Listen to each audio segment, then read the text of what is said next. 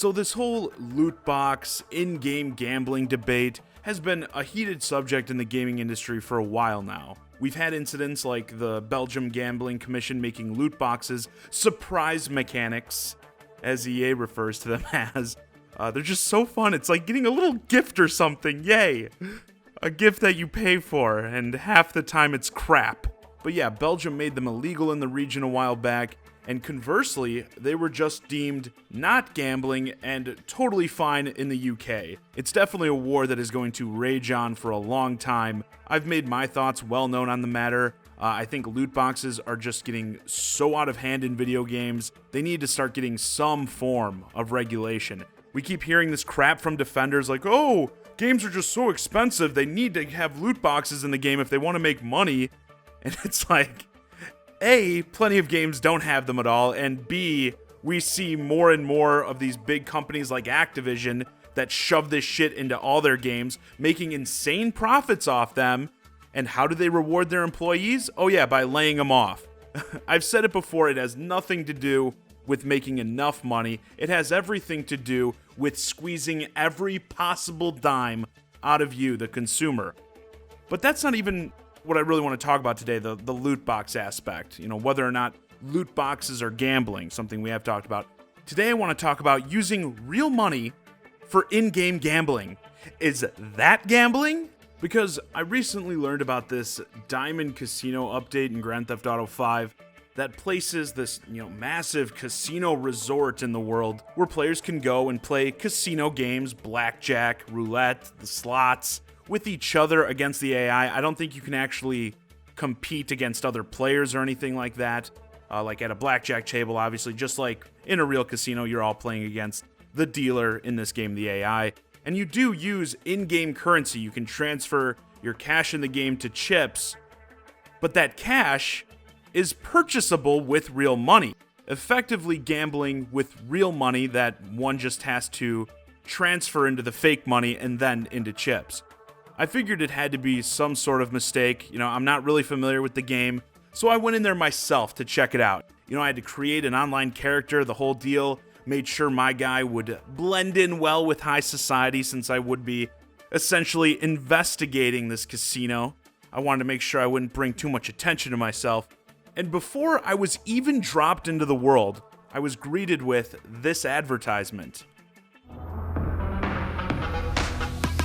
Announcing the grand opening of the Diamond Casino and Resort. Play around, escape the ordinary, an exclusive luxury adult playground with limitless indulgences. Binge and give in to temptation in our VIP casino. Play table games, slot machines, bet on horses. Lonely stepbrother takes the race. Spin the lucky wheel to win prizes or a new luxury car. Depraved nightlife. World-class luxury shopping. Okay, so now I watched the ad. I want to go. I want to gamble all my money away. I just had to find this casino. So I ran out into the street, stole a car, pulled up the map, located the casino on the map, set a waypoint for it, and...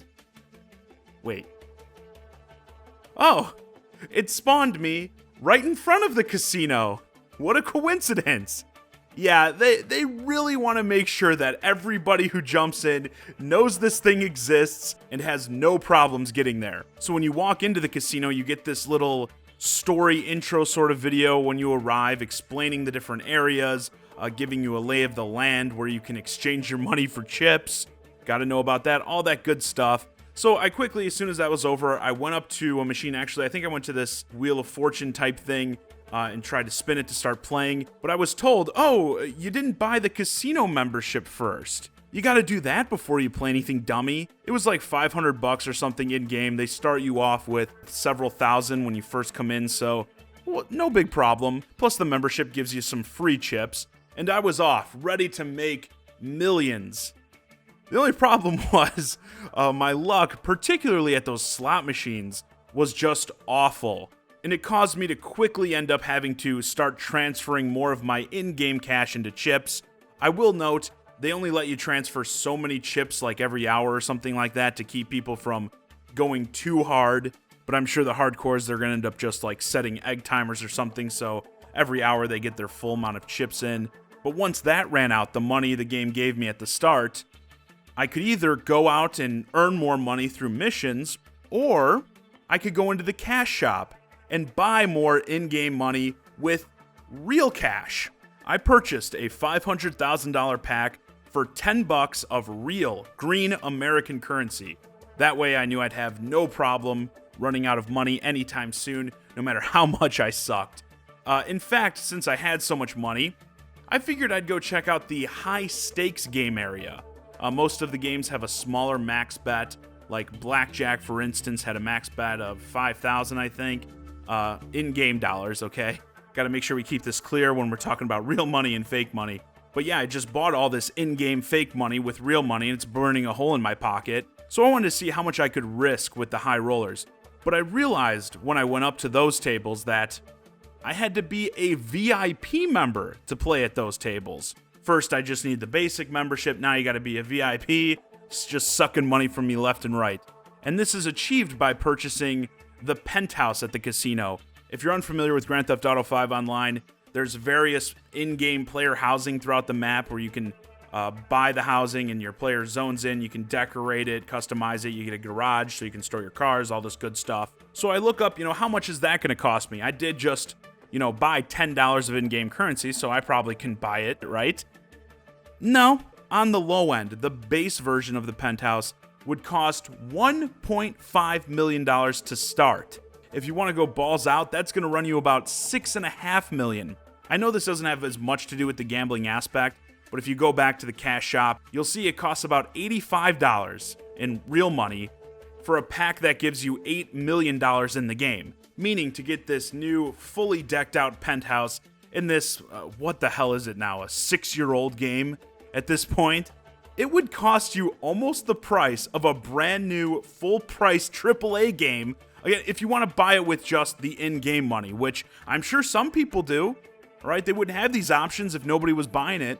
It's like, no wonder this game makes so much money. Instead of getting a new game, like what's coming out? I know Fire Emblem is coming out this weekend, Wolfenstein as well. Instead of buying one of those new games, you could get this penthouse in GTA 5. What a bargain. But yeah, that was all a little too rich for my blood, so my investigation had to end here. I guess I'll never know the luxury of being a Diamond Casino VIP, but still, I have a good understanding of what is going on here.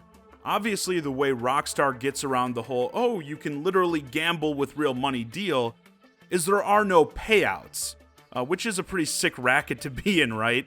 I mean, just like a casino, they let you turn your real money into chips and play games of chance to win more chips, but it's not gambling because you can't actually get any of that money or winnings back, at least not the real money. You have to keep it in this funny money system where your only options are to buy these overpriced digital goods. It seems to me like these companies are getting shadier and shadier as they straddle these fine lines even closer. And I feel there needs to continue to be pushback from players to keep this stuff from snowballing further. I know it's like, it seems out of control at this point, but we can't just let it go and let these people get away with all this crap. And some of you may think it's not that big of a deal. Again, there's a little bit of a loophole here. It's not, real gambling. But back when microtransactions were a new thing and people like me were bitching about, horse armor and that, many of us didn't think we'd get where we are today, at least not so quickly. How long do you think it'll really be until we get to that point where you are putting down your real money and attempting to pull out real money? I mean, we're halfway there now with crap like this and something like GTA. If you just made the in-game items like these penthouses, the cars and such that you can buy with in-game cash tradable, I'd argue they'd already be there because you could just gamble your real money. I'll do the whole thing. You take your real money, you turn it into in-game cash, and then you get the chips. You use the chips to win more in-game money and buy cars, penthouses, and that. And then you sell them to people, other players online, to get your real cash back. It's already happening in titles like Counter-Strike, right? Where you can trade skins to other players. So people spend money on loot boxes, get a big win, hit the jackpot, you could say, and then sell that skin to another player. Once more, it's just about finding these avenues that allow you to circumvent these laws and regulations. but with something as blatant as this in-game casino, I doubt at this rate it will be much longer before they let people go all out, buy chips with your real money. Why even make you buy the in-game currency first? Just let people buy the chips and then let them cash them out when they're done. You know what they'll probably do is they'll let you put the money in and keep it in, just like GTA 5 does now, but they'll charge you like a service fee when you want to change your funny money back into real money. They'll make you killing just off fees alone with a system like that. That is something that will happen in a game, mark my words. Just like always, as I kind of mentioned, I'm sure there will be people saying, oh, things will never get to that point.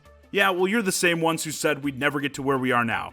The ones who said, oh, there'll never be loot boxes in full-price AAA games. Oh, well, there'll never be loot boxes in single-player games.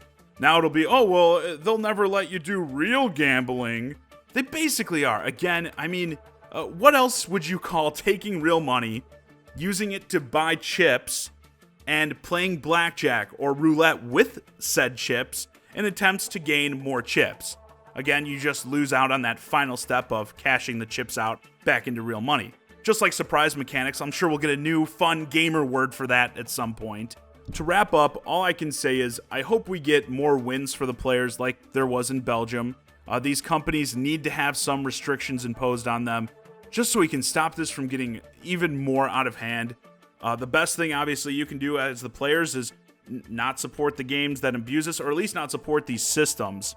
You know, I have no problem with people who play these games if you play GTA 5. But yeah, I hope you're not blowing your money on this stupid cash so you could buy some dumbass penthouse. I mean, and again, I just hope you're not for your sake. I think you'd be much better off investing in, like, another game.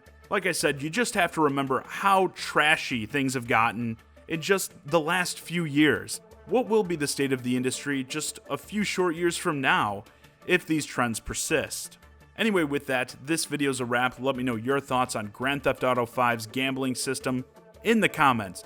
How do you feel about players being able to change real cash into in-game chips?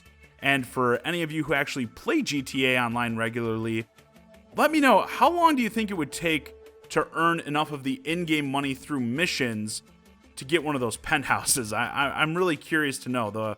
Either the 1.5 million or the 6.5, I forget what they are.